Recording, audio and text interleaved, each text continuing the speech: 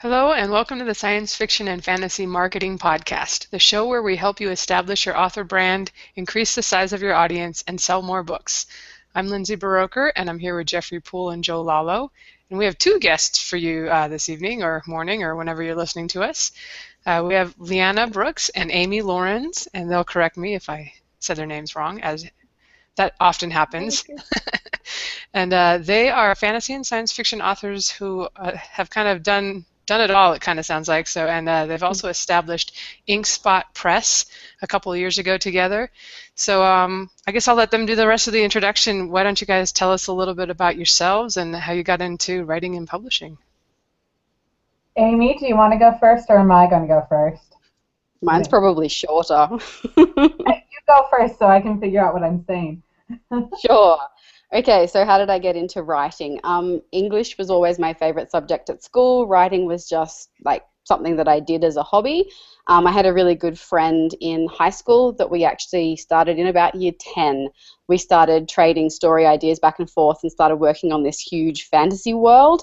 My friend was really, really into high fantasy at the time, and she's actually the one that introduced me to the genre. I really clearly remember the very first official SFF book that I ever read. It was Moving Pictures by Terry Pratchett. Awesome choice. And yeah, we just created this sprawling world, and it took us about 3 or 4 years off and on, maybe, creating this world, bouncing back and forth. We were at school and at university together sometimes. She was out of the country at one point on exchange for a year. But ironically enough, we never actually did any writing. It was all just world building. And so when I was in uni, originally I started doing a whole bunch of other things that aren't really relevant right now, but I ended up transferring over to an arts degree and doing an English major and picked up a creative writing course, and that was what forced me to actually start writing things that had a beginning, a middle, and an end and weren't just vignettes and bits and pieces here and there. And about that time I joined Critique Circle, www.critiquecircle.com. Totally recommended as a critique website. And that is where I essentially headhunted Liana. I didn't tell her this until a very long time afterwards, but I had a queue there, and not many people were critiquing my work, and the people that had been critiquing regularly had sort of dropped off a little bit because they were busy with life. And so I was looking at the main forums and going, okay, I really need to try and recruit someone else. And Liana was really prolific in her posting and in her commenting, and she was really fast at getting critiques done. And so I was like, oh, this sounds like a person I need to know. And so I started just like joining conversations where she was and like inserting myself into the dialogue there. And yeah, we just kind of discovered that not only were we good critique partners, we're also, you know, twins separated by the Atlantic Ocean and different genetics, but that's a minor detail. That's right. I totally cyber-stalked my best friend. It's true. And then I don't know, we started Skyping and talked to each other fairly regularly. My husband and I went over to visit Liana in America about 2 or 3 years after we'd first met, which was back in 2009, so like 6 years ago now. Scary long time. I have nearly known Liana for as long as I've been married to my husband, which is actually a really terrifying thought. But the reason that we then got into the publishing side of things is that I was terminally incapable of finishing a novel. Still kind of am, and was writing lots of short stories. I got the rights back to some short stories after they'd been published in online magazines and things like that, and I was like, well, there's not really much point just letting them sit there on the hard drive. I might as well put them out for people to read. Of course, no one in traditional publishing is going to be interested in a collection of short stories by an author that literally 5 people on the planet have heard from. So clearly I need to investigate this self-publishing business. I actually started reading Lindsay's blog. And yeah, I don't know. I'm the kind of person, if you ask my family, they will back this up with, yeah, a little bit too much enthusiasm for my personal comfort, but I'm a little bit incapable of doing things by half. If I'm going to do something, even as a hobby, yeah, put it this way. My husband and I kind of accidentally started a small business in the last month. It started out as a market stall for a friend, and now it's actually an official small business with like its own website. And yeah, I don't do things by halves. So if I was going to self-publish something, it kind of just snowballed and became a publishing imprint. And it worked for Liana and it worked for me. And yeah, now we have Ink Print Press. And I got into publishing via the back door. I never wanted to be an author. It wasn't a plan. It wasn't a goal. I just liked telling stories. And if I got bored in math class, I would start scribbling stories on the back of my notes. So my first novel was written in geometry class rather than paying attention to geometry. I went to school for marine biology, and that's what my degree is in. But when I got out and finished school, my husband had a career waiting for him, and I didn't. And we had 2 small kids at home, and I got bored. So I'm like, oh, I'll take this old novel that I have, and if like I type up a page a day, I'll have a book. And I got really bored with that, and I started writing some new stuff. I wound up on Critique Circle after reading Miss Snark's blog. It's not even there anymore, but it was an agent who blogged under the name Miss Snark, and I read her tips for querying, realized I wasn't ready to query, and wound up on Critique Circle, met Amy, met some other people, started submitting short stories to anthologies, and they didn't get published in the anthologies that I wanted, but they did wind up in e-zines or with small presses. And then when I got the rights back, they wound up self-publishing. I wound up self-publishing them because, like Amy, I didn't see a reason letting them sit. And I am a hybrid author. I do small press. I have a big 5 contract, and then we self-publish. And I really think the future for self-publishing is going to be more and more that the authors are selling directly to the readers. And so that Ink Print Press is kind of an experiment with that to see how we can do that and whether we can make that market move viable for us, I guess. All right. I think I might have stalked a couple people too when I was, for me, it was the Science Fiction and Fantasy Online Writing Workshop. Probably pretty similar there. You could kind of see the reviews that they left for other people and go like, Yeah. oh, yeah, they sound like they have a clue, but they're not too much of a jerk. They wouldn't totally crush my ego. So That's it. those are the people you want. All right. Could you tell us a little bit about what books you have out now and if they're self-published or small press published, whatever? So all my short stories are currently self-published. One of them started with an e-zine. It was with M-Brain. I got the rights back, self-published it. One of them I put out, and it was on submission for like a year. And every press I sent that little short story to closed. I considered it cursed, and so I decided better self-publish it. If I was going to break somebody, it better be Amazon, not another e-zine, because I felt guilty. And then I wrote Fey Lights, which is a short story, sci-fi romance. I wrote specifically to try self-publishing all on my own, did the cover mostly by myself. I had Amy edit it, and yeah, that was for a giveaway from my blog. And those are all completely self-published. Then I have some novellas that are superhero romance. Where are they? Here's one of them. Ta-da! That's the compendium. That's all three books in one. This one is completely self-published. They're originally published with Breathless Press, and unfortunately Breathless Press closed in May, and so I moved all of those to self-published, and they're with Ink Print Press. And this one was completely Ink Print Press. We put this together, did the formatting. Amy made the cute little, I don't know if you can see that little cute little header there, things like that. The cover artist is Victoria Miller. And then I have the Time and Shadows series with Harper Voyager, which is the digital first sci-fi imprint for HarperCollins. And there's this one. This is the first book. It's the day before.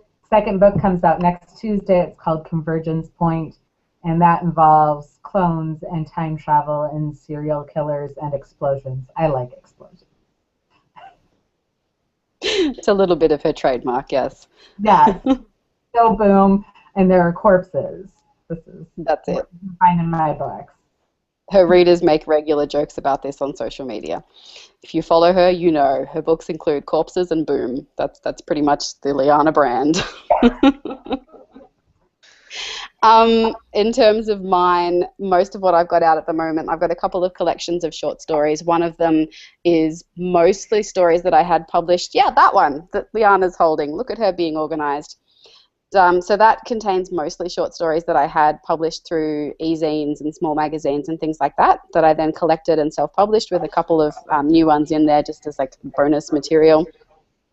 I pretty much then gave up on sending short stories out to presses because the time and effort involved just really wasn't worth it in terms of the reward that you got back. And I really enjoyed publishing my own short stories. Like, there's a part of me that is just really, really satisfied when I get to the end of the most fiddly formatting work and can just sit back and go, yes, that is formatted, that is clean, and it is pretty, and I did that.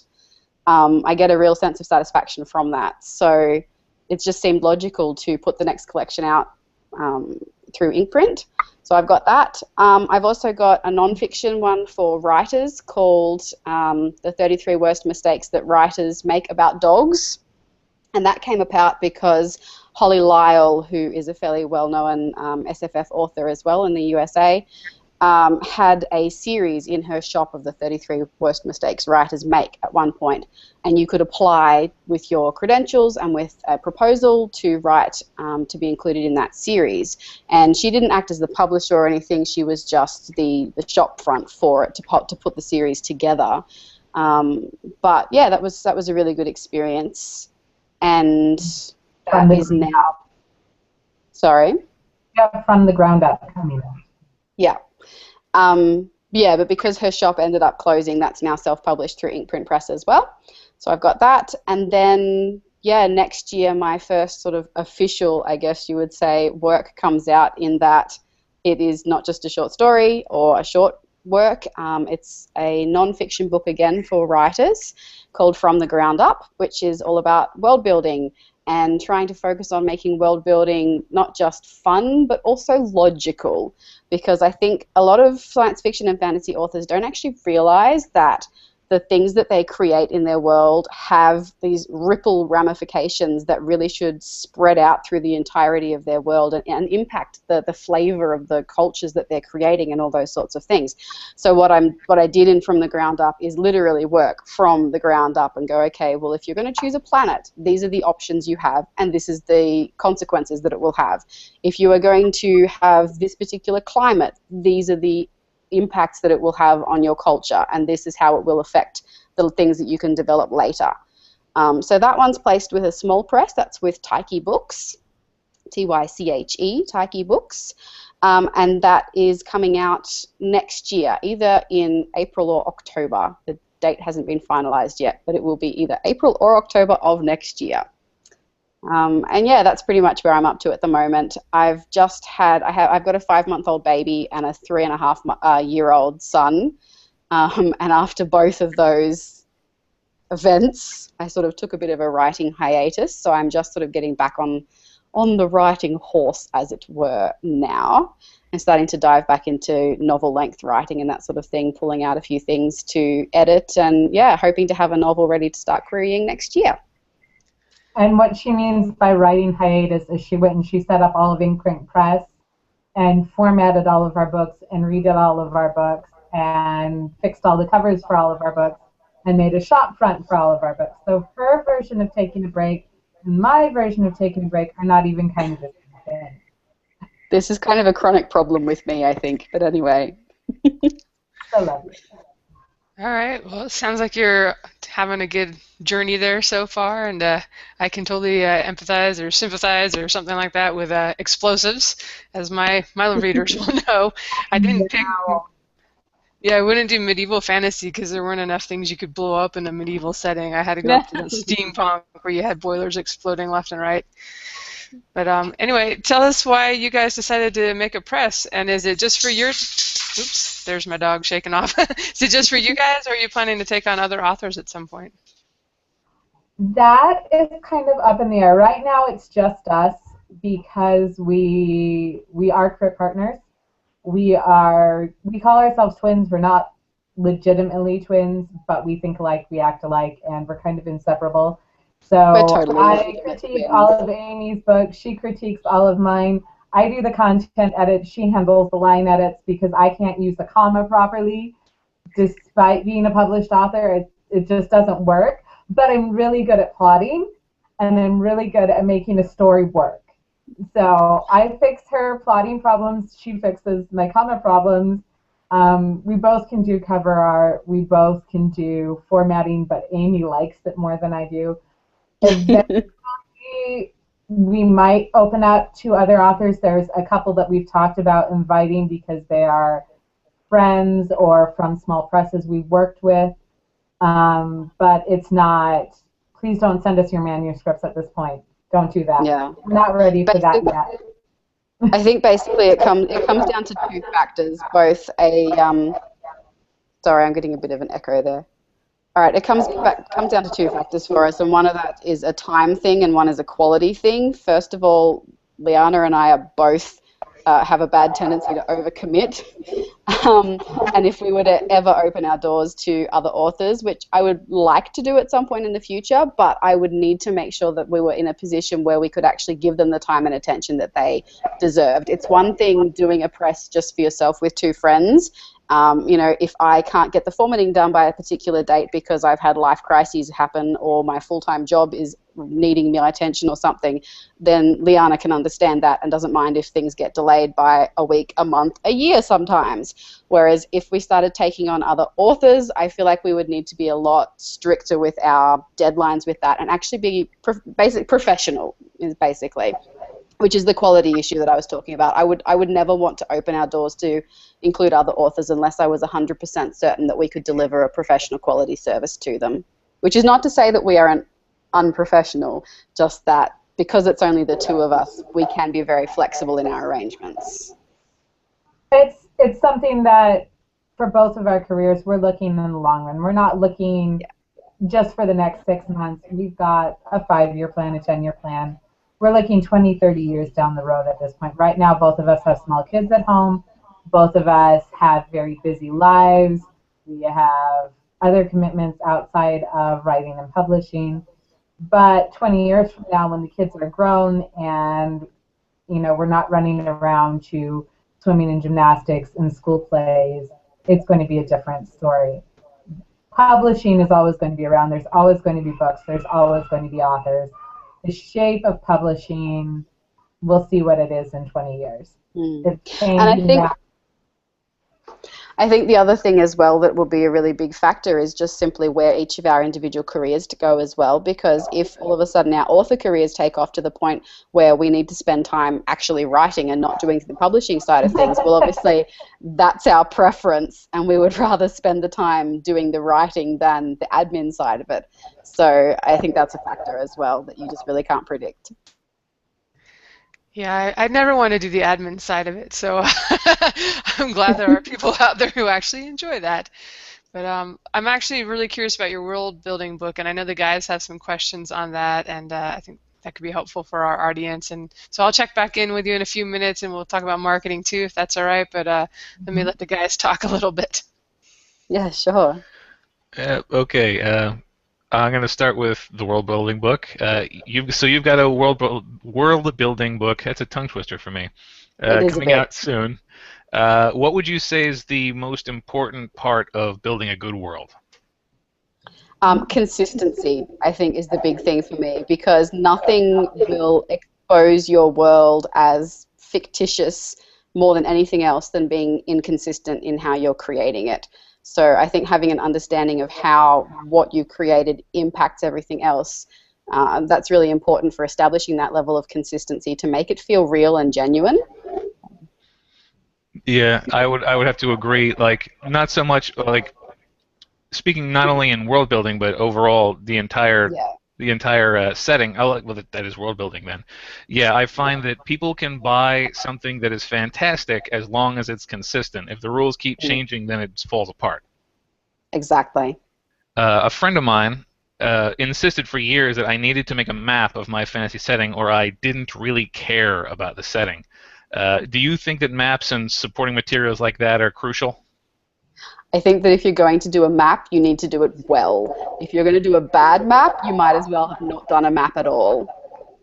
That's, And she will get on you for your maps. She is more than once we've read a book and she'll IM me or Skype me and she's like, "Did you see this map in this book? They've got a river going down a peninsula. This is not how it works." She's great. She is underselling herself. Amy has a master's in general science, and when she was doing the world building book, I got to proofread some of it. She was pulling out textbooks. This is not just a fantasy author talking about how to do fantasy world building. It all comes with a science background, and she has a ton of data and a stack of books like this to back up all of this that she's doing. The psychology is there, the science is there. It's a fantastic book, and if you actually want to write a scientifically accurate world, you're going to want it. It sounds good. There was a famous anecdote that was told, I read one time. There was a guy who eventually drew the Discworld, the first map of Discworld, and he was, contracted by Terry Pratchett to do so. And he just drew a standard fantasy map, and then Terry Pratchett comes back to him and he's like, "Do you know what a rain shadow is?" and started to explain how this plane shouldn't be on that side of the mountain and all that stuff. So yeah, I could totally see it's very important that you do it well if you're going to do it at all. That's it. And I think also just people really underestimate the impact that geography has on cultures as well. I mean, that's the main sales pitch for the text, is that geography impacts culture, and if you are going to invent cultures or you're going to invent geography, you need to know how the two of them mesh and how they actually interact and influence each other. Yeah, absolutely. I'm going to have to keep my eyes peeled for when the book comes out. So, Liana, you have hybrid publishing career. It seems like you have published everything. You have published in every way that something can be published at this point. I'm trying. That's my goal. I don't believe in closing doors. I want to try it all. For me, it started as a science experiment. That's my background. I don't know which is the best, so I'm going to do all of them. And, this way I can gather data. I can say, I've done it this way, I've done it that way, this is the best way for me. And at this point, I think it depends on the book and the project and where I want to go with it. Some books are meant to be self-published, and some really kind of need the marketing machine of a press. That's exactly the question I was going to ask. What determines what books are self-published versus traditionally published for you? For me, short stories get self-published because the zines don't pay enough. Honestly, that's mean. I love the zines. I love e-zines. I love magazines. They're wonderful. I'm glad they're out there. I'm glad we have publishers who do that. But most of them just don't pay enough. I can make more self-publishing the book than putting it out with an e-zine. So purely from a commercial point of view, short stories go straight to the small press or to the self-publishing. I was running short stories through a small press because when I started, or my novellas through the small press, because when I started I needed the editorial advice. I didn't know how to find a good cover artist necessarily. Victoria Miller has been my cover artist now for 4 titles. She originally did Even Villains Go to the Movies and Even Villains Have Interns. And then when I got the rights back to Even Villains Fall in Love, I paid her to do the cover for that, and Even Villains Play the Hero. I think I would do a small press again. They have a wonderful support network of other authors, and for a niche book, I'm writing superhero romance in the novellas. It's really great to have that support group there. The next Hero and Villains will be self-published, but if I wanted to do another series, I would probably consider some of the small presses. Not all small presses are equal, but there are some really good ones out there. For my novels, I wanted to see how far I could get, so I did query. I do have an agent. I'm rep by Marlene Stringer. My editor at HarperCollins is David Pomerico, and I may be pronouncing that wrong, and I'm sorry, David, if I did.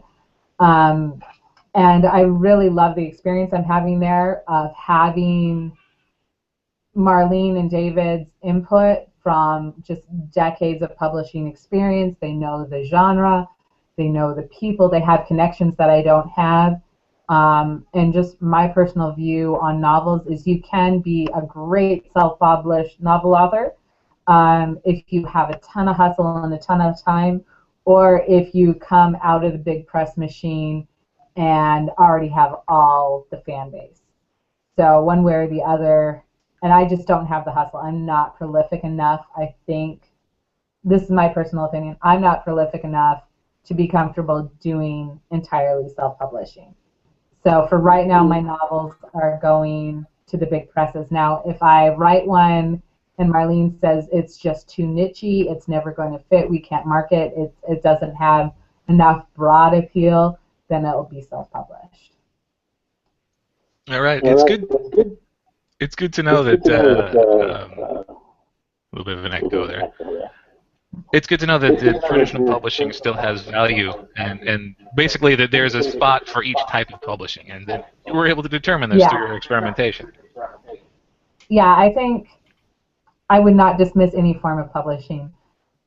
The big presses are sometimes, they say they're slow. They have a reputation for being slow. They have a reputation for being kind of hidebound and traditional.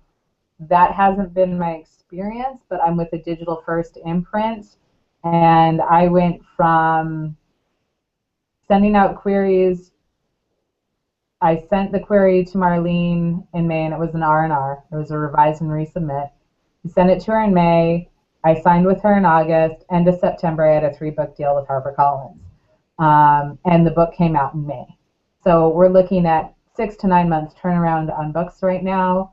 And between when I give it to my editor and when it hits the shelves, it's usually 3 to 4 months.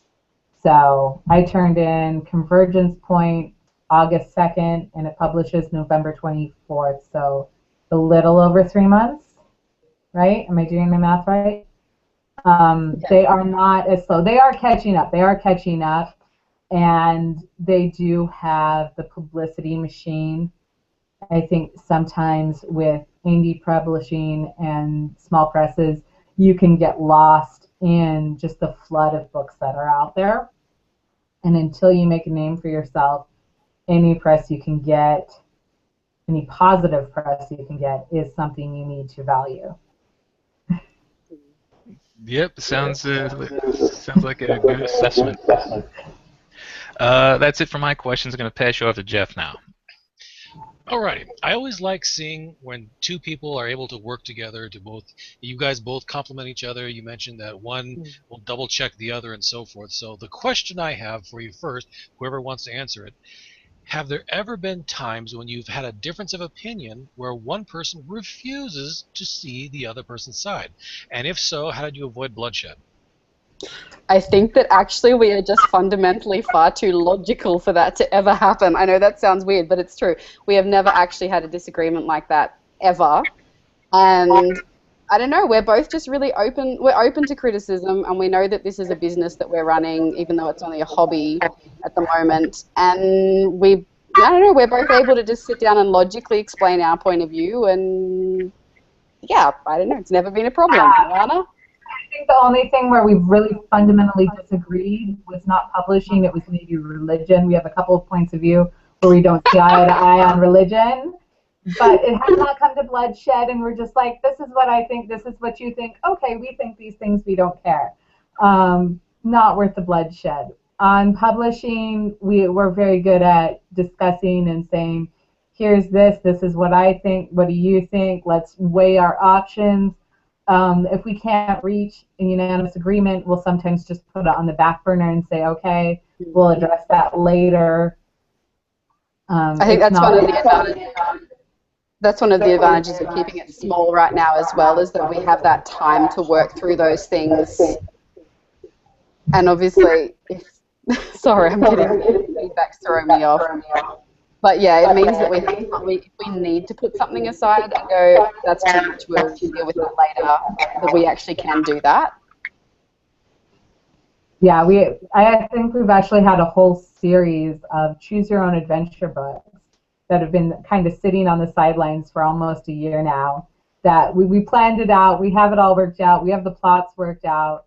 At least one of them is written. One of them is maybe written. Is yours halfway done? Yeah, over 50%. We realized we just had too much on our plate, so it kind of got shoved to the background. There's covers. We're ready to go, and we'll roll that out eventually when we have the time. But like I said, we're in this for the long haul. This is not a get-rich-quick scheme. This is not overnight millionaire plan. We're trying to look for the long run. Take the big picture.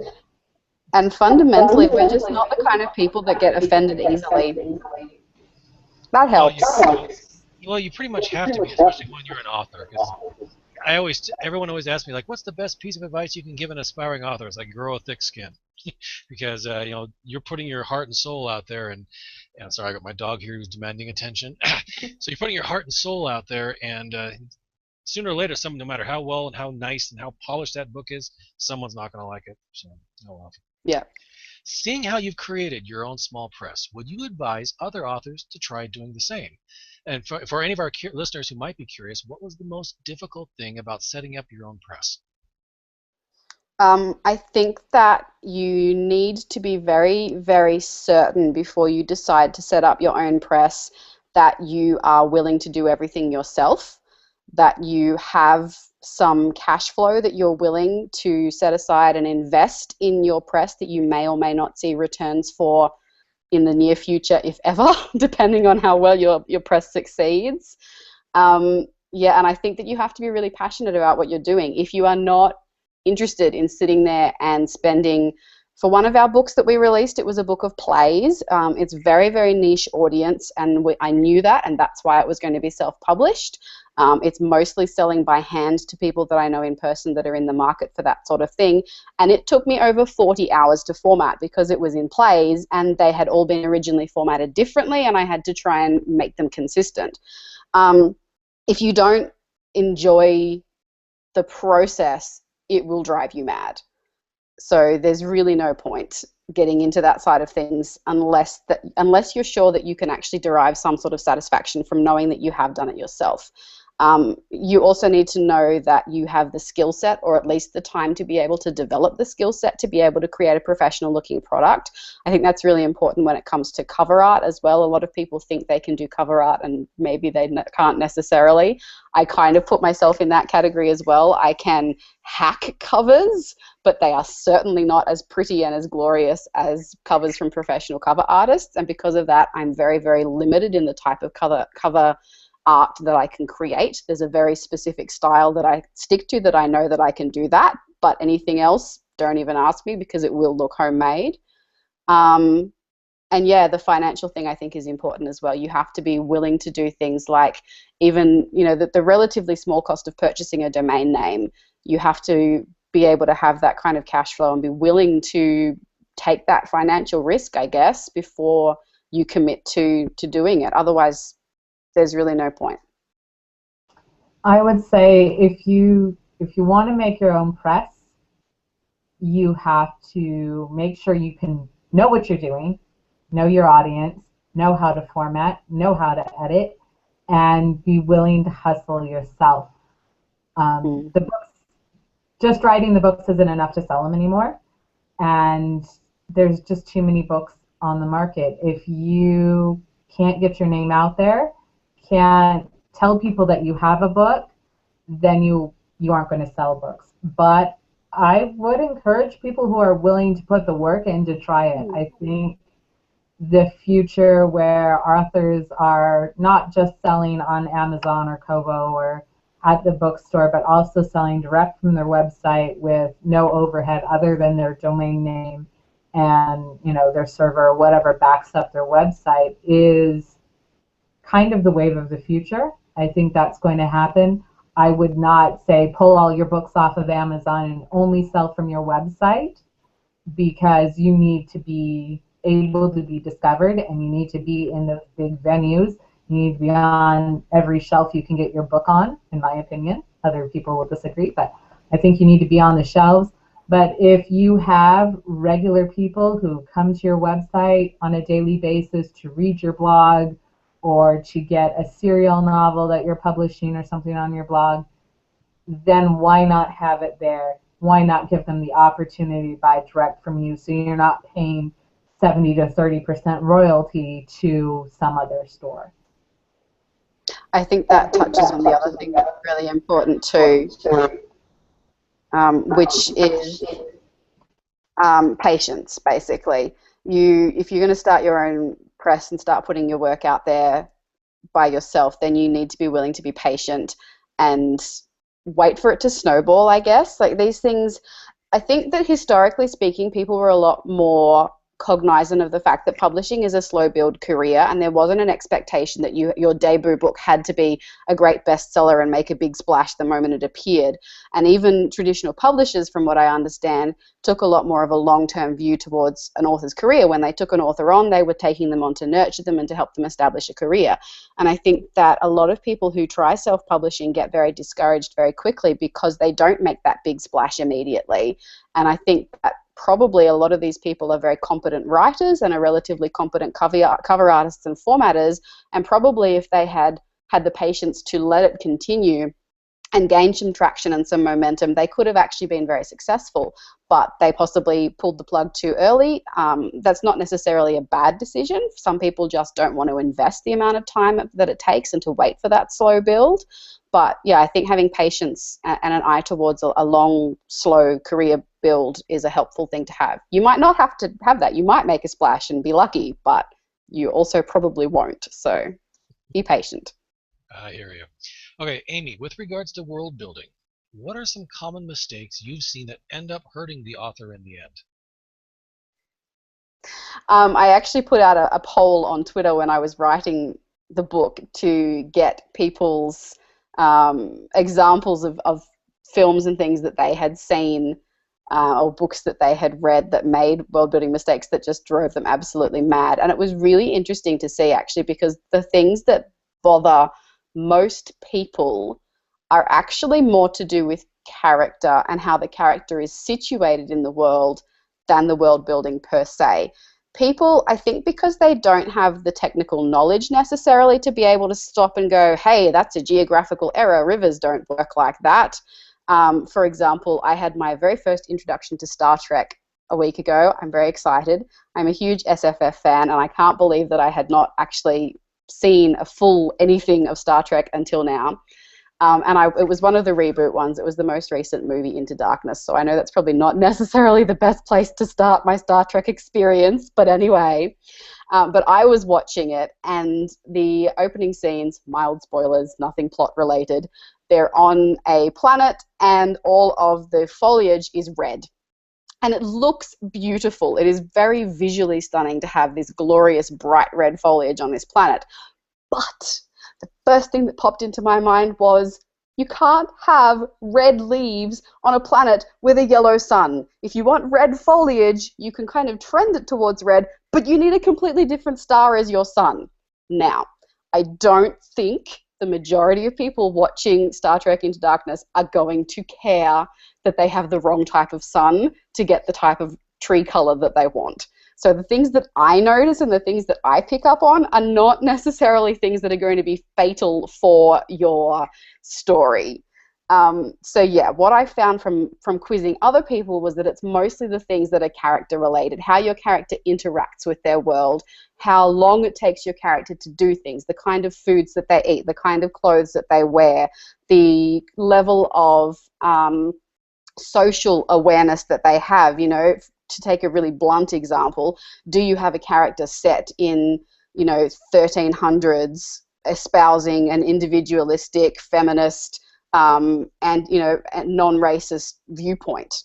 And if so, are you justifying that? That's not to say that people existed, but no one back then had viewpoints like that, but it also wasn't the default. And so if you're going to have a character that has that viewpoint, have you justified that? Have you actually built that into the meat of their world to make it believable and realistic?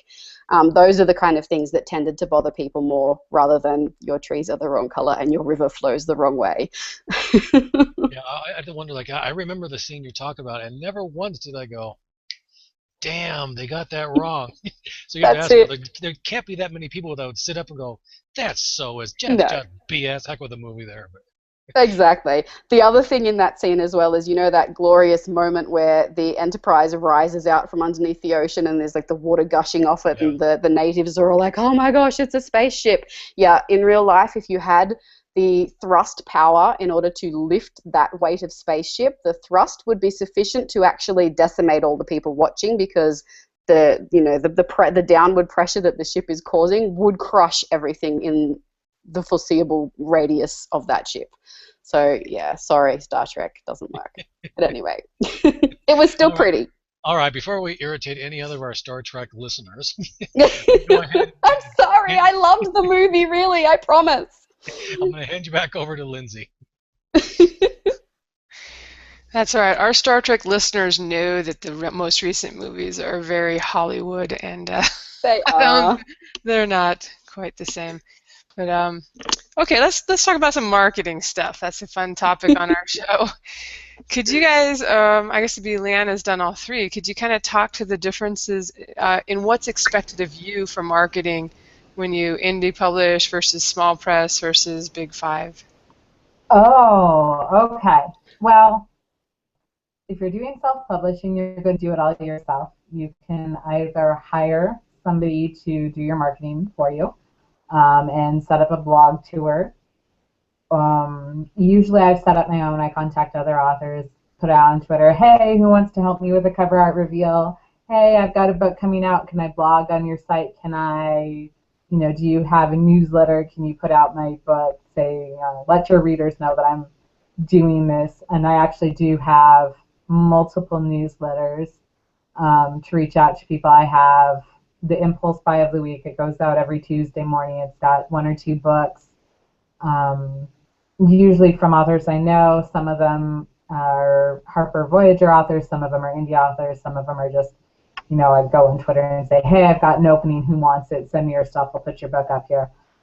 Send it out, and that goes out to one group of people. I have my own newsletter that goes out with just sales, cover reveals, and new releases. And then I have kind of the backstage pass. I have my Lovelies and Villains newsletter list, and we have our own little secret page, and we have quizzes, and we chat, and I do live chats. That's for the fans that really want to spend more time with me, talk with me more. They aren't the casual readers. They're the ones that have like in-depth questions and want to know why this happened or what that happened, want to see the sneak peek of the next book. But with self-publishing, you have to plan on doing that all yourself. My experience with the small press was that they did do a portion of the marketing, but there was a very, very limited budget. We did do blog tours, and they organized it. I had, I think Danielle Fine was the marketing coordinator for at least one of my books with Breathless Press, and she took me, I think there were maybe 5 or 10 blogs that went on blog tour, but I had to contact reviewers myself. And with a small press, it's sometimes harder to find reviewers and venues to do a blog tour. And I don't know necessarily that blog tours are as effective as they used to be. 4 or 5 years ago, when my first novella came out, they were doing pretty well, and you could get a lot of interest and generate decent sales from just a blog tour. Now I think they're almost overdone, and there are a lot of sites that are like, oh, we'll host you on a blog tour, but all it is a list of books. And I'm not sure who goes there just for the free giveaways and who's actually there because they want to find books. I've found Goodreads giveaways kind of help. Depends on the book and the genre. And then with the larger press just has more reach.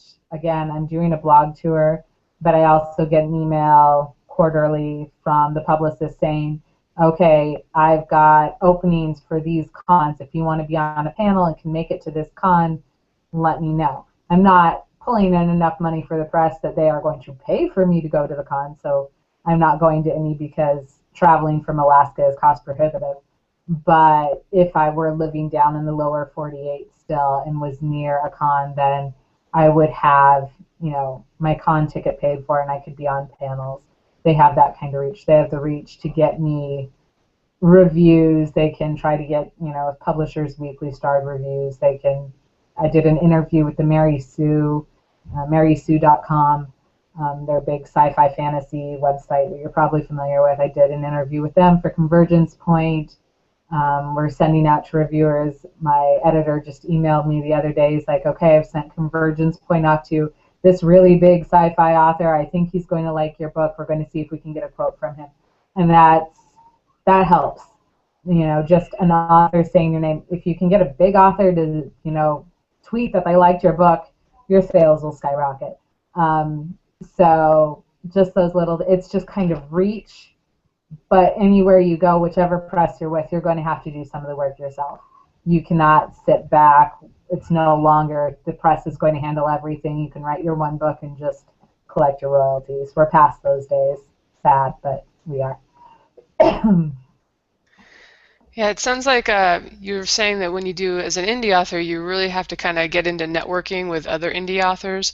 How did you go about approaching other people, like to maybe plug your book on their mailing list, or is it like a give and take kind of thing? There's a lot of give and take. It's if an author helps me out, I'm going to help them out. I owe them a favor, and I think when you're talking about the publishing community down in the author section of it, there's a lot of give and take, and the currency of authordom is favors.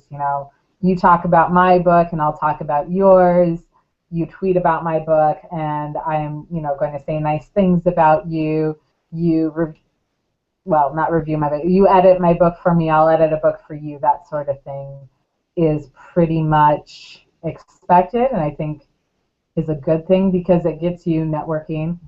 For me, I like to talk to strangers. I have no problem getting on Twitter and talking to strangers. I have no problem going up to a random person out on the street and being like, hey, you're reading a book. I like that book. Let me tell you about another book. I'm strange. I talk to strangers. It's okay. So for me, networking is really easy because I'll get on Twitter and I'll chat with anybody, and I assume everyone's an author, which has come, yeah, that's been interesting. I've made some mistakes there. One time recommended a series of books that I love, Jack Campbell's Lost Fleet series. Somebody's like, what's a really good sci-fi book? I'm like, Lost Fleet series, you've got to read it. Turns out she was the editor that acquired it. So anyway, she's my dream editor, Anne Sowers. One day she will acquire one of my books. Hopefully, this is my goal. But don't be shy and don't be rude. And if you do offend somebody or put your foot in your mouth, it happens. Be willing to apologize. Be willing to say, I'm sorry. I didn't mean to say it like that.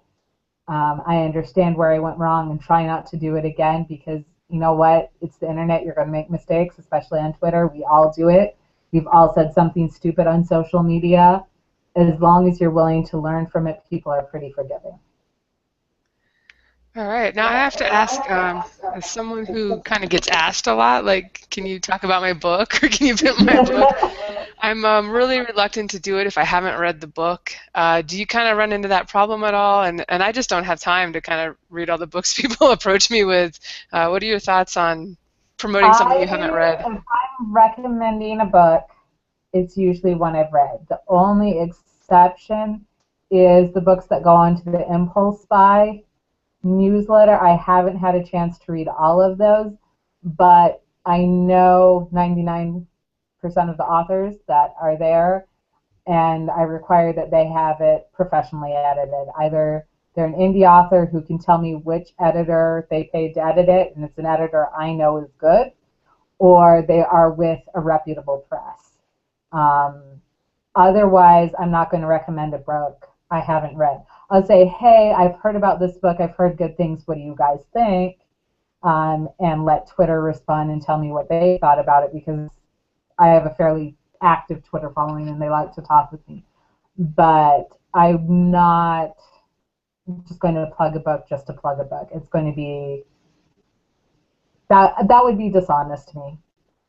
Just because I do have a fairly casual interaction with my fans and my Twitter followers and stuff.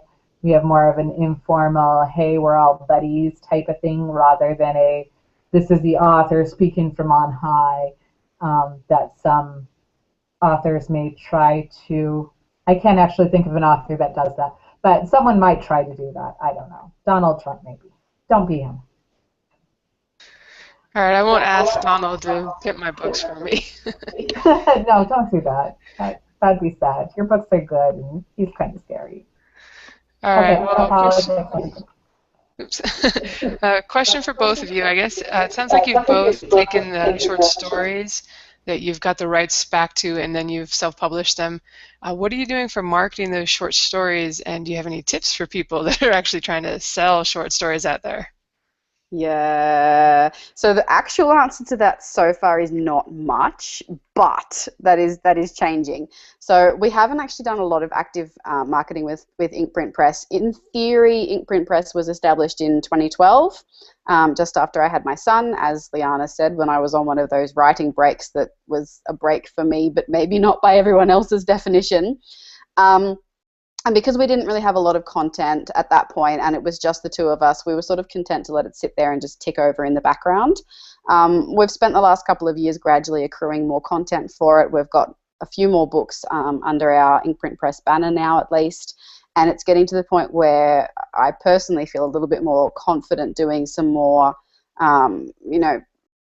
actual explicit marketing of the brand Inkprint Press. So that's why we made the big step this year, just this last month in fact, to move Inkprint Press not only to its own domain but also over to a host that enables us to have our own shop on our website. So the Inkprint Press shop on the website officially opened last weekend. There's a 50% off sale to celebrate, and that sale is, despite any rumors to the contrary, still live and will be possibly for the next 24 hours. Though if you're interested, I recommend you try and get in tonight, just in case we decide to close it down tonight. See, it's all a bit fluid at the moment, unfortunately. In terms of what we'd like to do in the future, I think a lot of it for us is constrained by budget, and neither of us have a huge cash flow that we're willing to invest in the press at the moment. So when we do try to look for marketing opportunities, it's always things that are going to give us the best return for our investment. I don't think that we are necessarily at the stage yet where paying for ads and things like that is going to be a good move. Now that we have Liana's Heroes and Villains series, I think that's been a big step for the press. It's a series, it's a core work, it has core fans, and it's longer length work. It's not just short stories. I think that is something that is going to form the focus of a lot of our marketing push over the next 6 months. I actually have a stall coming up at some Christmas markets in a couple of weeks' time, where I'm going to have a stall for Inkprint Press and just sort of start testing the waters to see how selling in person goes. So I've got in some stock of all of our paperbacks, and we're also going to experiment with selling physical copies of ebooks. So Moo business cards have this new thing where you can get an electronic business card, and it's a physical product. It's a physical piece of cardboard that looks like a business card, but it comes with a chip embedded in it, so that when there's an example of a business card there that Liana's holding up for us. So when you tap it against a smartphone, it actually causes the smartphone to perform an action. In this case, it will take the person to a download link where they can download a copy of the ebook. So the idea is that at this stall that I'm going to in a couple of weeks, I will have not only the paperbacks there, but also a rack with all of these business cards representing all of our ebooks, and people can pay for them in person and then receive the card. They can tap it against their phone. That'll take them to their download link, and they can download a copy of our ebook.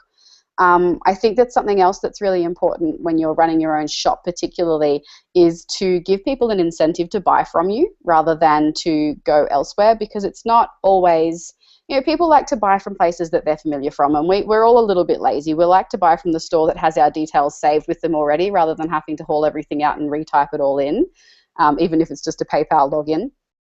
So we're also doing things with our shop. For example, if you buy an ebook from our shop, you get both the Mobi and the EPUB edition at no extra cost.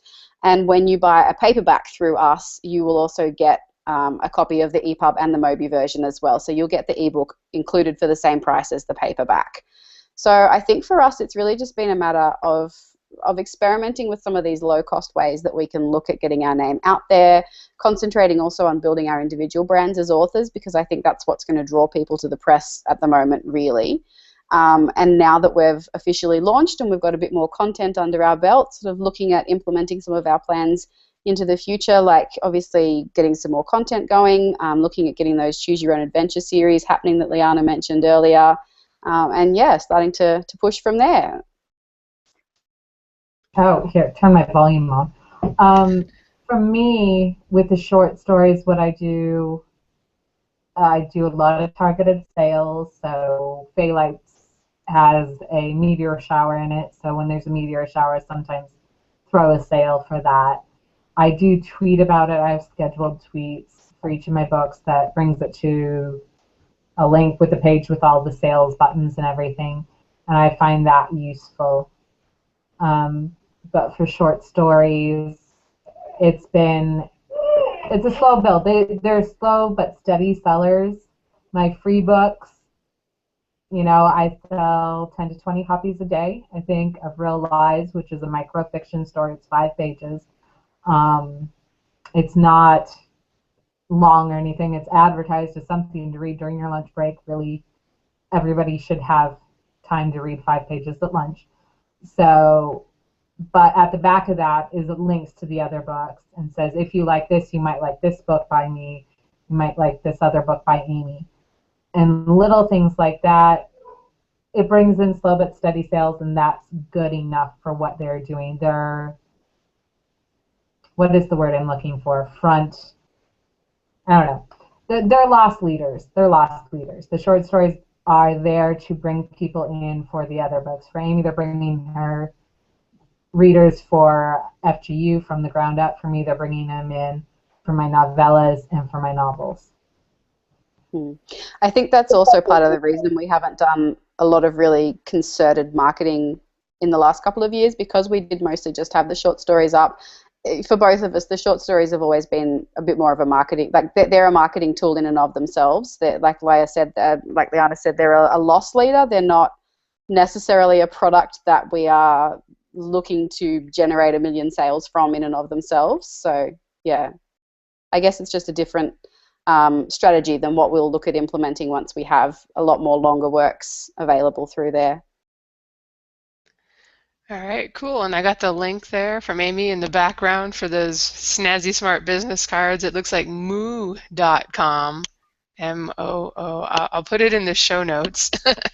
She gave me an Australian link, so I'm hoping that it looks like there might be a U.S. counterpart there. There is. Moo.com is where I get all of mine, because you can do multiple covers. I don't know if you can see this, but what I have is all my cover art on the front of my business card, so I can give it to somebody if I see them reading a book. And I did this just last night. I saw somebody reading Game of Thrones. I'm like, oh, do you like that? Do you like sci-fi? He's like, I read some sci-fi. And I'm like, well, I've got this book about clones you might like. And I gave them a card for the day before. It's got the cover of the day before on the back and my web address and email and stuff on the back. It's a great way. I'm like, it's a good bookmark. It's also a great way to show somebody what your book looks like, so that, if I just tell them, oh, Phalites is a good book, well, that's which Phalites. If I give them my card that has the cover on it, then they have something to look for. So moo.com, it's wonderful. I love them. Highly recommended. All right, cool. I'm going to be checking that out. I love the idea of having different cards for like your different series and kind of tailoring it to who you happen to meet while you're out and about. I know I did mine a few years ago, and I got the QR code on there that goes to a page on my website where they can download the book, but this sounds like it kind of makes it a little easier, so definitely be checking that out. All right, one more question for me. I was just kind of wondering, with your Even Villains series, they look like they're novellas, just based on the length. Have you found any marketing challenges? We've kind of talked about that on here before, where sometimes novels are an easier sell than novellas. What are your thoughts on marketing novellas? Okay, so these are novellas. All of them are about 50,000 words. This is the third one. It's Even Villains Have Interns. And as you can see, it's a small book. The big problem is people look at that in the paperback and they're like, oh, that's not worth paying for. It's a lot easier to sell novellas as ebooks, because as ebooks, they read them and it feels like a book. 50,000 words it's just short of a novel. A novel is usually 75 to 120,000 words. So when you're reading the ebook, the novella feels, I think, larger than it looks on the shelf. I've seen that trying to publish the paperbacks, um, it's great for giving to my grandma. She doesn't like e-readers, so for my die-hard paperback fans, the paperback is great, but I would not plan on doing it unless you know you have paperback fans, and I would not plan on that being your big moneymaker because it really isn't. Novellas sell easier as ebooks, and from there, as long as people know that it is novella length and you're honest with it, it's okay. The biggest problem I've seen with selling shorter stories is that people are trained to think that they ought to get a novel for 99 cents, which I hate because I am not spending 9 months to a year to sometimes 3 years writing a novel and editing it to give it to somebody for $1. For me, that's just not fair for the amount of time that I put into a book. Other people feel differently, and I can see the wisdom of pricing your first book in a long series lower or making it free. That's a good marketing strategy if you have the series out there. But I wouldn't open with the free novel. But I have found that people are expecting for 99 cents or $1.99 to have a full-length 100,000 word novel.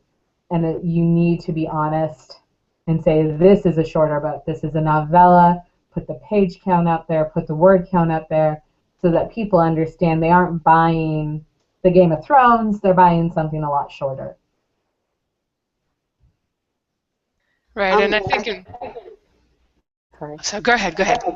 I was just going to say, I think that's been one of the really interesting things working across different markets in terms of being in completely different countries as well, because what is expected and acceptable in the US market can sometimes be really different to what's acceptable in the Australian market.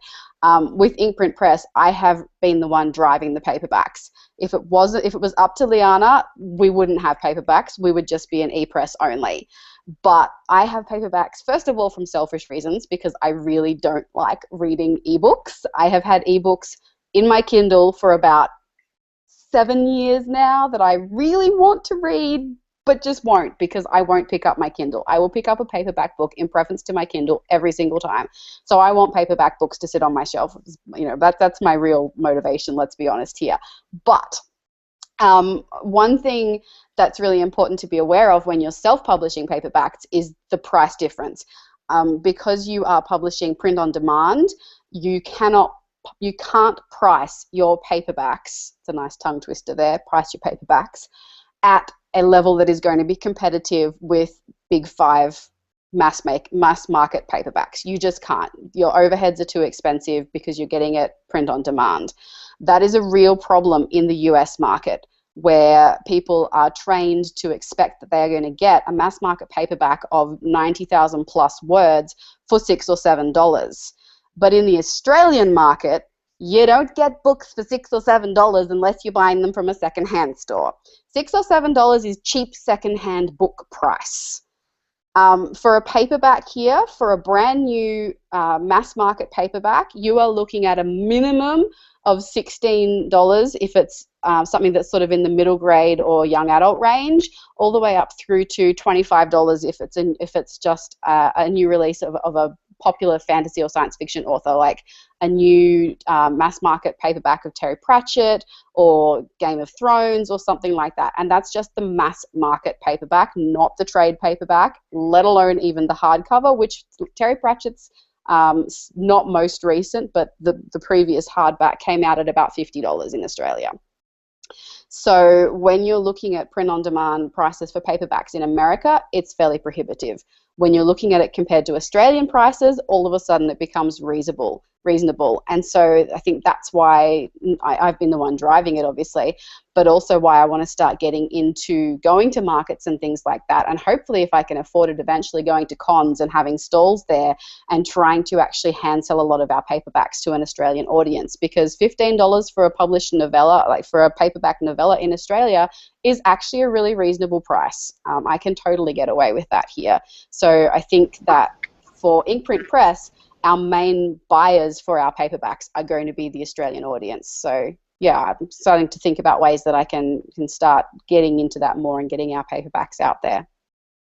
And that is one of the considerations, because we're in 2 different countries. We have kind of an interesting marketing scheme, what Australians expect and what Americans expect, and then who our readers are. It's very varied. I mean, I've got a big readership in Canada. I'm not even sure why, but I sell really well on Kobo.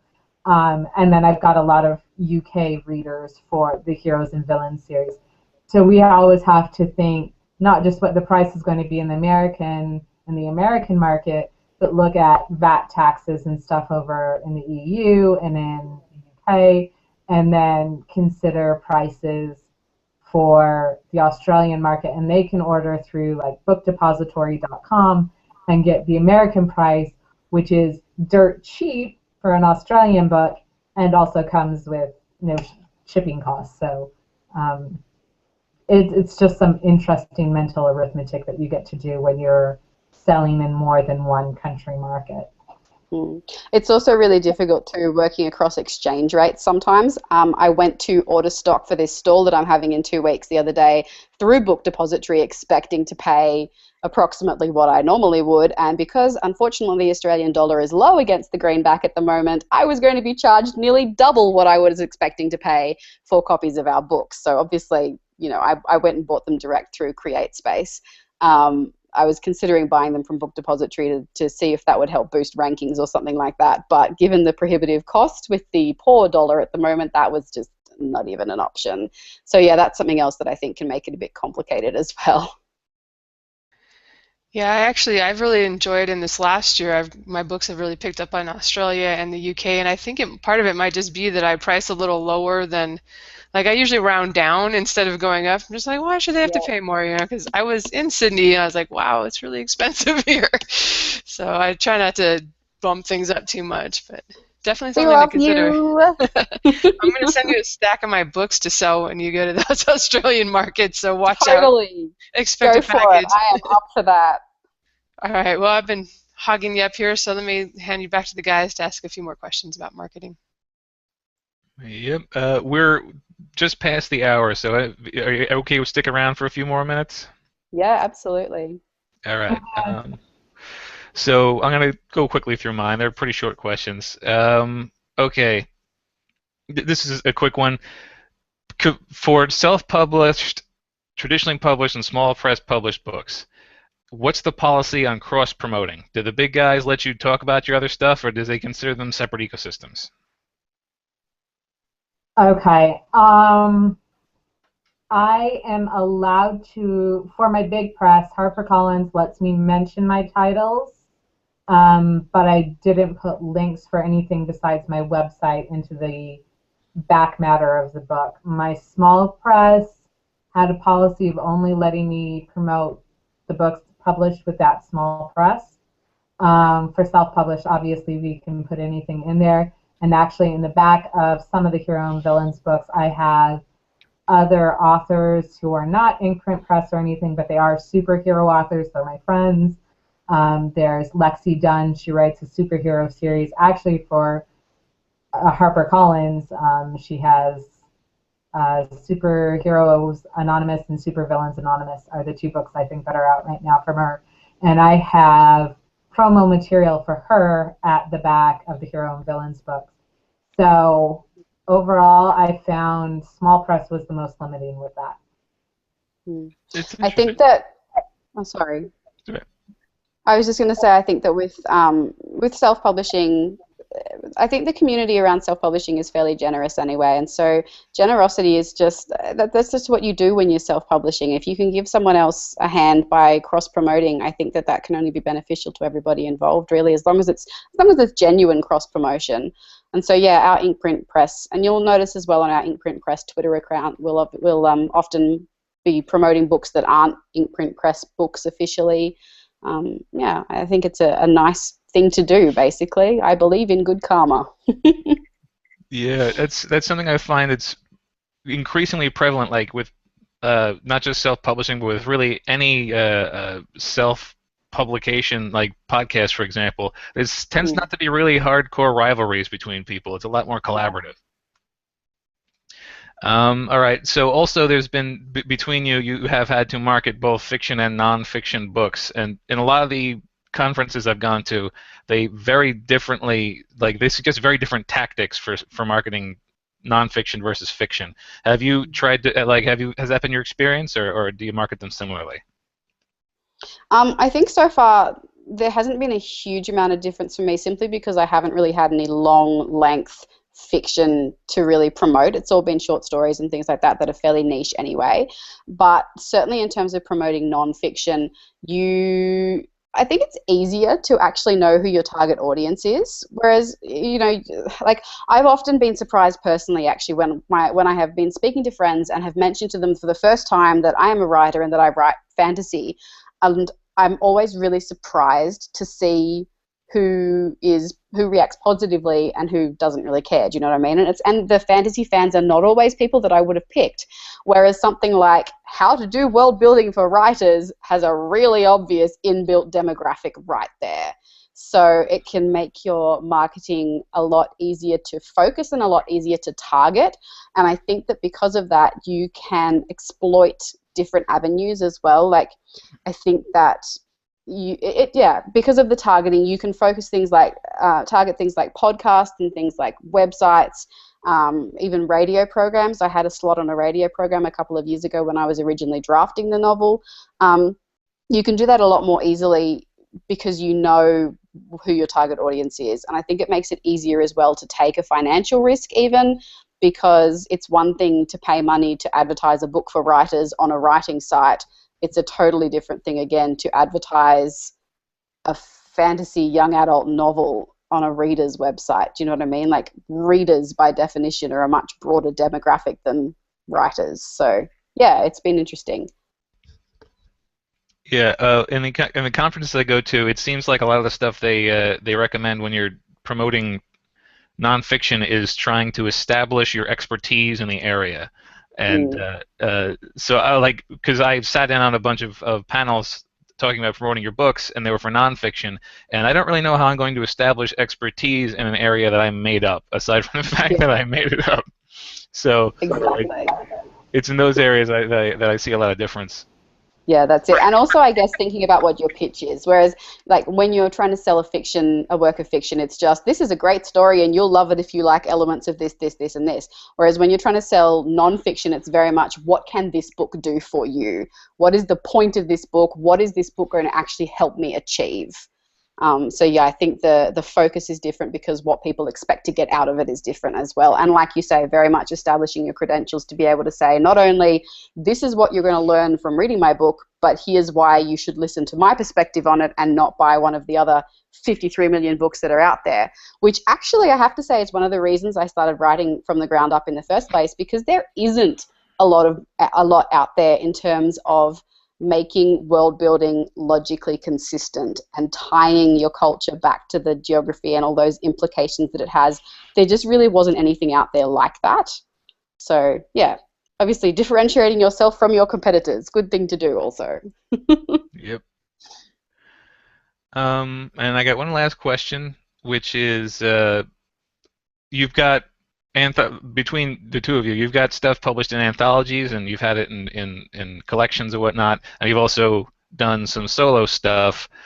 Have you found any relative strengths and weaknesses between solo versus anthology?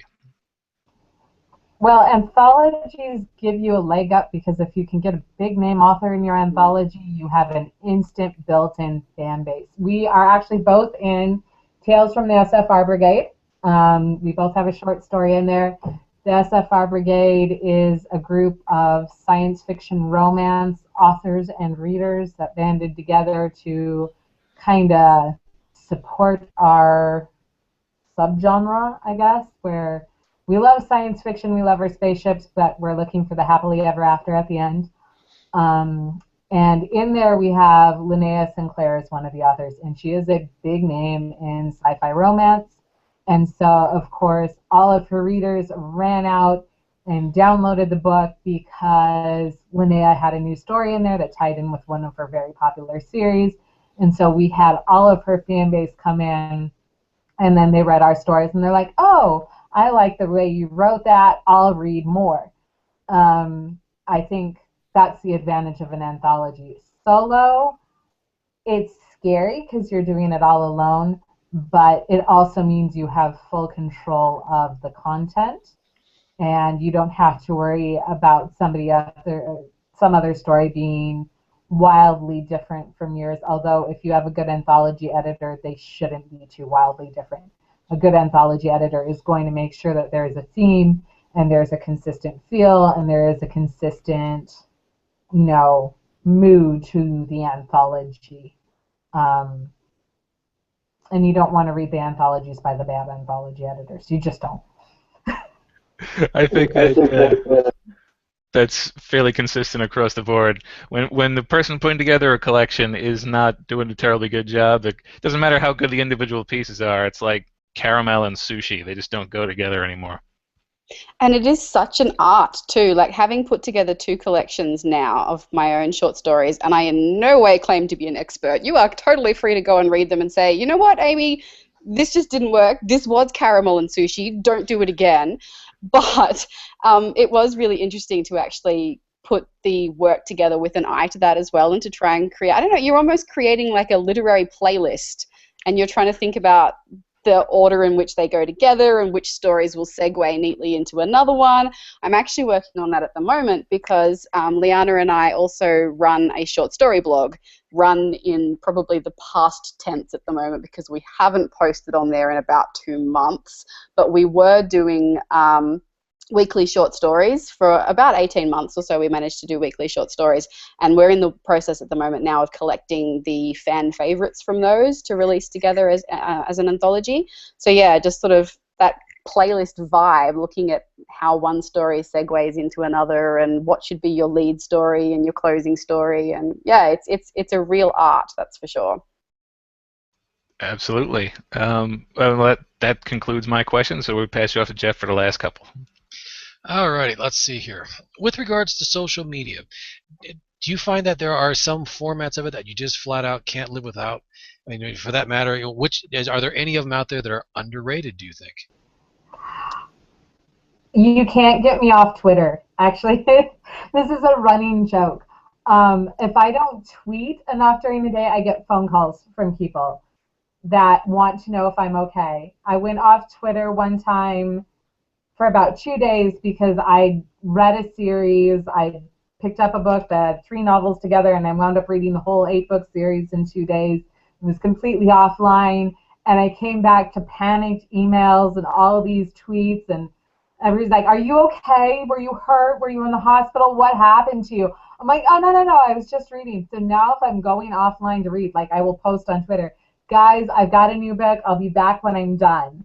Or, I'm going offline because my family's going to the mountain for the day to go hiking and I won't have Wi-Fi, whatever. Because if I'm not on Twitter, I might be dead.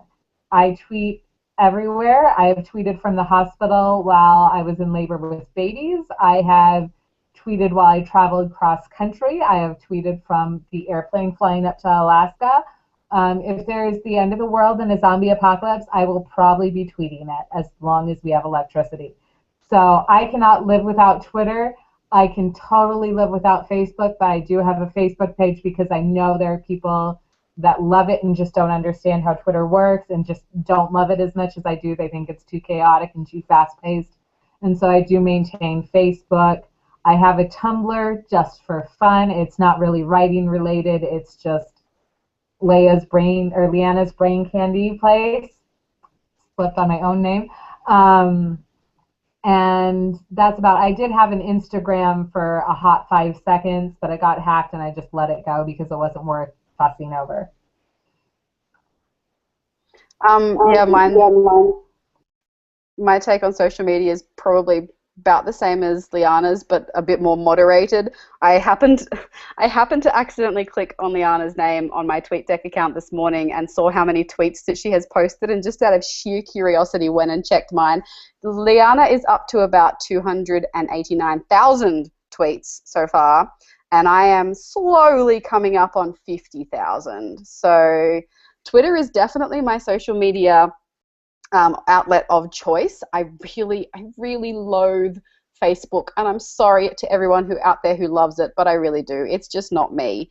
For a long time, I didn't have a Facebook account linked to my author brand, but I found that when I did have it linked, unfortunately, views on my website and interaction with my stuff generally dramatically increased. So I have a Facebook account begrudgingly, and I've pretty much tend to it by just letting my Twitter feed post through to my Facebook wall.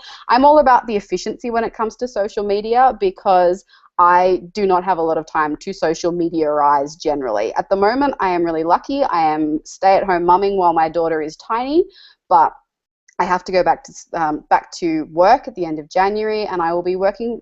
I'm lucky. I'm working part-time next year, but usually I work full-time as a high school English teacher, and I just don't have time to deal with grading and setting assignments and all of the extracurricular stuff that comes with being a high school teacher, and deal with social media for my brand as well. So it's all about efficiency. My website blog cross-posts through to my Tumblr, which then posts up to my Twitter account.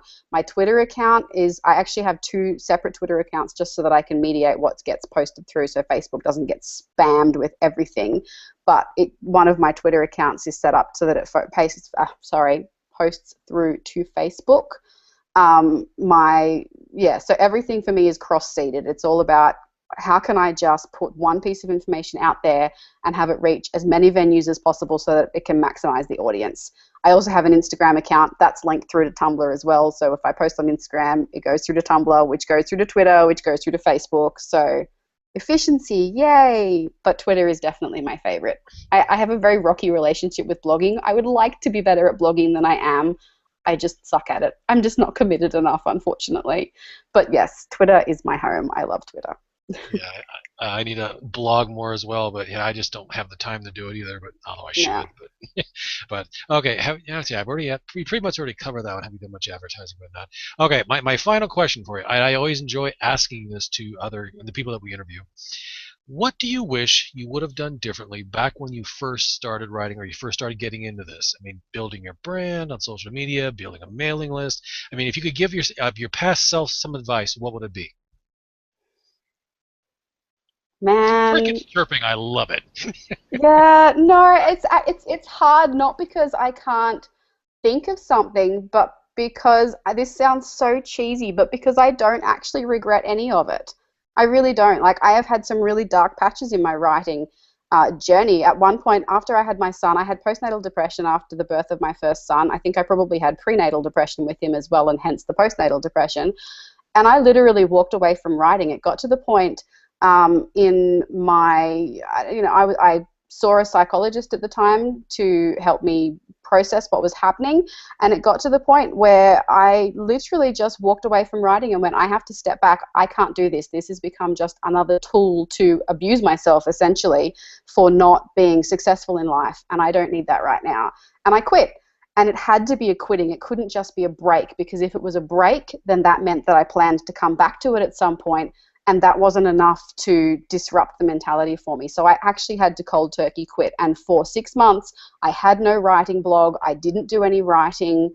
And that's actually the period of time where From the Ground Up was born, because I realized towards the end of that period, as I was healing, that I could write nonfiction but not fiction at that point. So I started working on nonfiction and figuring out what I could actually do with that. So, but even that experience, which some people might look at and go, oh, that was a really bad move. You turned your blog off, you switched URLs, you stopped promoting, you lost a lot of followers on your blog because of that. Yeah, I did. but I think it was a really important thing for me to go through mentally and emotionally as well, in order to make myself a more sane human being, have a healthier relationship with my writing, and also be a more competent writer as well, because I've learned a lot of things from that definitely have informed my writing process and have informed the kind of things that I'm interested in writing about now as well. So part of me just wants to say, go back to my younger self and say, stop stressing, stop angsting so much about your writing. But I also recognize that because I had that much angst, that's been a really important part of the process. So nothing. I'm trying to think. Oh, golly. I guess I tell myself not to be too hasty and don't expect anything overnight. I think I came into publishing before I found Critique Circle, before I found Miss Snark. I'd written up my book. I typed it up all by hand, and it was a monster. I thought I needed to have 400 pages single-spaced. And so it was like 200,000. I think 40 pages were spent on the characters walking through a tunnel because I was just trying to make words count. And I was convinced that I could go over it with a red pen, do one quick edit like I did on my essays in college, and I was going to drive down to Austin, Texas, and find a literary agent and walk in with a baby on my hip and be like, here's the book. You need it because that's your job. Take my book and publish it. Thankfully, before I got blacklisted, I found Miss Snark and learned what querying was and realized that would have been a really bad move. But I think there was a part of me when I started publishing that thought, oh, you write a book and overnight you become a bestseller, and overnight you become rich, and overnight all your problems go away and everybody loves you, and you're going to sell 1 million copies out the gate. And that's not how publishing works. The longer I've been in publishing, the more I realize this is the long con. You've got to play the long game. You've got to think 5 or 6 years ahead, because it's not going to happen overnight. Most series don't become popular until their 3rd or 4th book. Most authors that you hear being overnight sensations are not overnight sensations. They've been publishing for 6 or 7 years, if not 3 or 4 decades. A lot of authors that query, the book that they sign an agent with isn't the one they sell.